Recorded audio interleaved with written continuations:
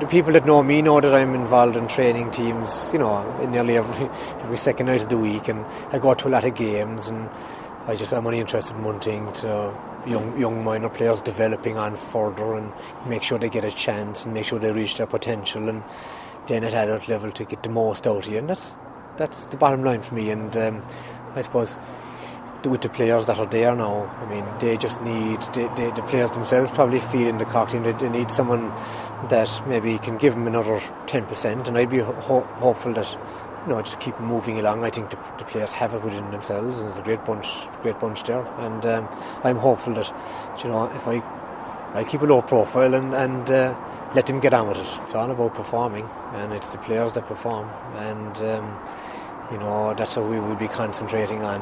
And if they don't perform, it comes back on me, and then I'm in trouble. The last few months has been a very tough time in Cork, with a lot of trouble between the clubs and the county board and players.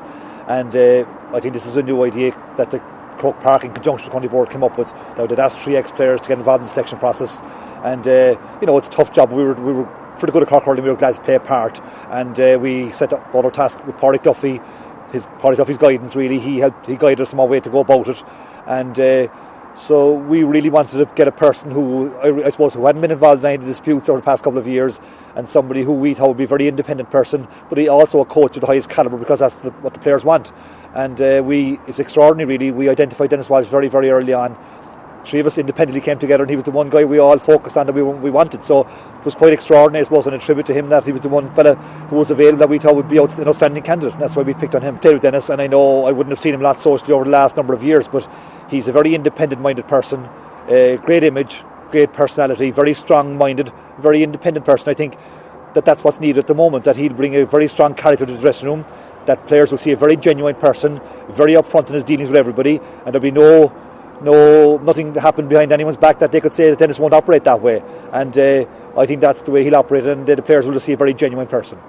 I come from a hurling stronghold, and but I went to Carrignavar school under Father Donnacha McCarthy, and that's where I got my football, and I ended up in the Cork senior football team by default, I suppose. But yeah, obviously I've won all our medals in both codes, but that's history now, to be honest with you, with me, and it's past tense, and I'm always looking forward. Anyone that knows me, I'm always looking ahead, and it's the next one. It's always the next one, Criteria was decided by the appointments committee of Denis Collins, John Finton and Jimmy Barry Murphy, and I'm sure they're very experienced people, and I've no doubt that they were looking at Denis's record as a player, and he has been around the circuit in clubs in Cork, and obviously was seen to be the outstanding candidate available at this time. I think Gerald will be remembered for his playing career.